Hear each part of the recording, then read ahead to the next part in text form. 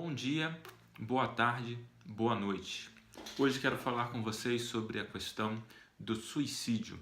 Falar do suicídio até mesmo de um ponto de vista mais teológico. Faz alguns dias que tivemos a notícia do suicídio de 2 pastores da Assembleia de Deus no Brasil e infelizmente esses 2 casos não são casos isolados. Isso tem afetado muita gente. Então, primeira coisa que ao tratar desse assunto a gente precisa ter em mente é a sensibilidade. Com todo respeito aos familiares destes e de outros que passaram por essa situação, a gente precisa tratar desse assunto, precisa conversar sobre esse assunto. E a primeira coisa que a gente precisa ter então ao conversar, ao tratar sobre esse assunto é sensibilidade, para não ferir, não machucar e não desgastar ainda mais familiares e pessoas envolvidas com gente que já tomou essa atitude de suicidar-se.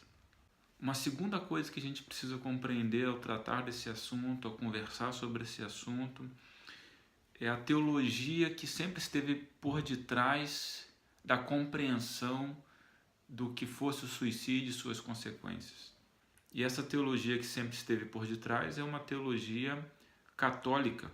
O pensamento teológico brasileiro, de modo geral, na prática, ou seja, a teologia popular, aquilo que as pessoas acreditam acerca de Deus e do pecado e de tudo mais, no dia a dia, está muito influenciado pelo catolicismo, porque somos, o Brasil, um país de origem católica, por conta da sua colonização portuguesa e católica. E a teologia católica sempre foi muito severa com aqueles que praticaram o suicídio. Então, a teologia católica sempre teve uma posição bem firme e bem radical acerca do suicídio. Então, o catecismo da Igreja Católica, ou seja, sua teologia, sempre foi clara ao afirmar que o suicídio é gravemente contrário à justiça, à esperança e à caridade.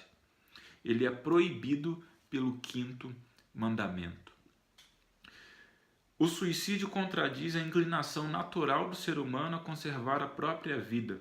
Se a pessoa comete suicídio, com toda a consciência do seu ato, e se não tiver tempo para se arrepender, não se salva, pois morre em estado de pecado grave. O que ocorre é que o homicídio, o assassinato, é um pecado capital dentro da teologia católica, e o suicídio está incluso aí dentro como uma forma ainda pior de assassinato, que é tirar sua própria vida. E os católicos sempre foram muito categóricos, a teologia católica sempre foi muito categórica ao dizer que se o indivíduo se suicida, ele comete um pecado grave e morre, portanto, sem salvação.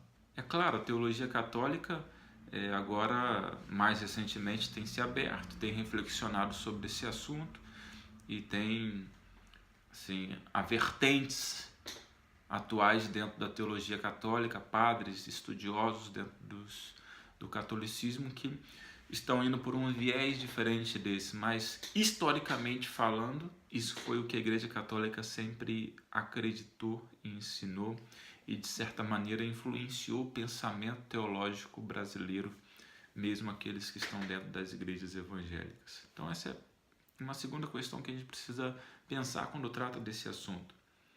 Então, o que está no imaginário, no pensamento do brasileiro, de modo geral, é um indivíduo se suicida, ele vai para o inferno, ele não tem salvação, ele deu cabo da sua própria vida e não tem mais jeito para ele. No entanto, eu quero pensar com vocês, e aqui vai um terceiro ponto, uma terceira colocação minha, de um ponto de vista teológico mais protestante, é perceber, é entender o suicídio sim como um pecado, como é, de fato é pecado, não há o que discutir a esse respeito, mas pensar o suicídio como um pecado, não como um pecado como outro qualquer, ou como qualquer pecado, porque os pecados têm consequências diferentes, obviamente, o suicídio tem consequências diferentes, mas um pecado que não é imperdoável, porque o único pecado imperdoável é o pecado da blasfêmia contra o Espírito Santo, segundo a Bíblia nos diz. Então, dessa maneira a gente precisa pensar o seguinte: quando Jesus perdoa os pecados de um crente, quando Jesus perdoa os pecados de alguém que já entregou a sua vida a Ele, de alguém que já se converteu a Ele plenamente, totalmente, Jesus perdoa os pecados dessa pessoa no momento que ela se entrega a Ele. Eu quero dizer o seguinte: Jesus perdoou os nossos pecados, pagou pelos nossos pecados na cruz do Calvário. E nós, ao entregarmos nossa vida ao Senhor Jesus, nós aceitamos esse sacrifício dele e o perdão dos nossos pecados, o perdão que ele nos dá dos nossos pecados quando nós nos entregamos a ele. Então, quando nós nos convertemos, quando nós somos convertidos, nós somos perdoados. Nós somos perdoados dos nossos pecados que cometemos, dos pecados que cometemos e dos pecados que vamos a cometer. Imagina você, pense você comigo, que nós não sabemos todos os pecados que cometemos. É claro que nós sabemos de muitos pecados que cometemos, mas não sabemos de todos. O pecado que eu pecar amanhã e não souber que pequei amanhã, claro, eu posso pedir perdão a Deus: Senhor, me perdoa de todos os pecados, mas não estarei sendo específico a respeito daquele, porque eu nem sei a respeito daquele. Um pecado mesmo que inconsciente. Jesus não me perdoou daquele pecado?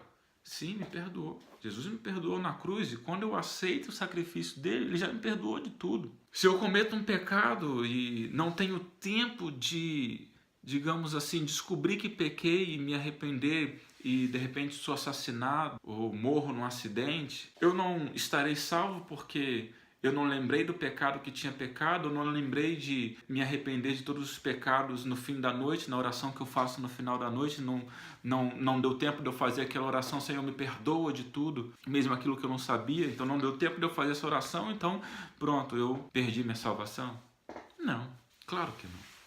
Eu não estou salvo por aquilo que eu faço, eu estou salvo por aquilo que Jesus fez. E se eu fizer algo que faça com que eu perca a salvação já não é mais por aquilo que Jesus fez, mas por aquilo que eu fiz e estou fazendo. Salvação não é por aquilo que a gente faz, é por aquilo que ele fez.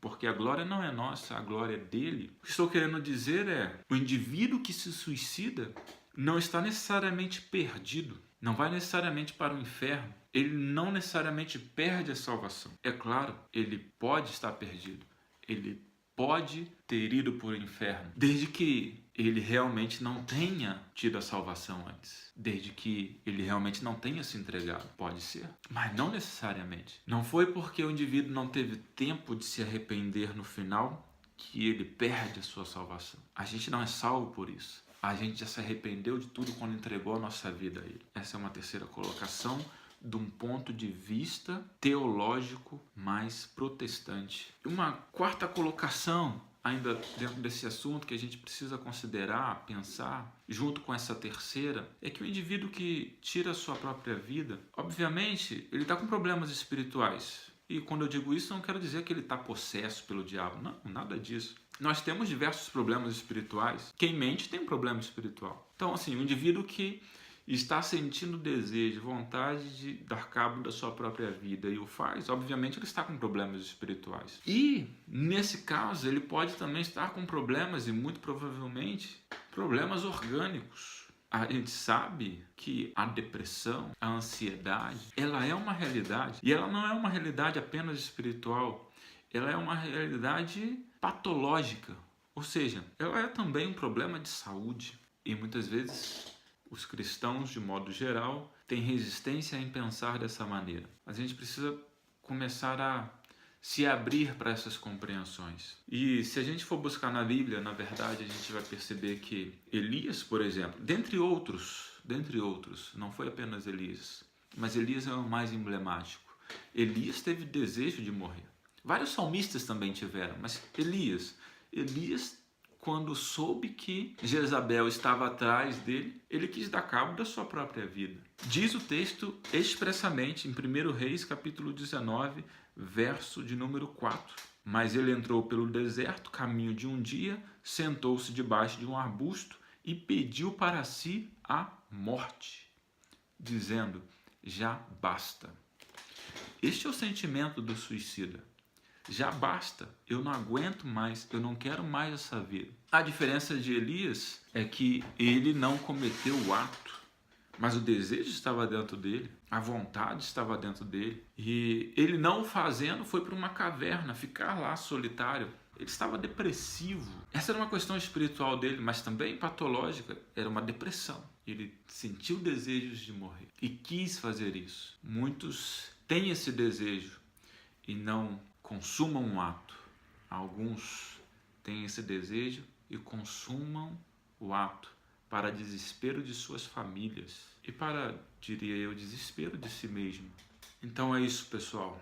É isso que eu queria compartilhar acerca desse assunto, pensando de modo teológico, relacionando a questão do suicídio com a salvação ou não. Agora, uma coisa também sobre a moda importante, diante dessa realidade do suicídio e desse desejo de morte, é o que fazer. Busque ajuda. Antes de tudo, busque ajuda de Deus. Busque ajuda dos seus próximos. Desenvolva amizades e relacionamentos com familiares verdadeiros para que você possa compartilhar a sua vida, você possa compartilhar sofrimentos e alegrias. Busque ajuda espiritual. Busque ajuda espiritual. Conselheiros. Busque ajuda médica, busque um psicólogo, um psiquiatra. Em alguns casos, pode até haver falta de algum tipo de vitamina no seu organismo que te faz sentir depressivo.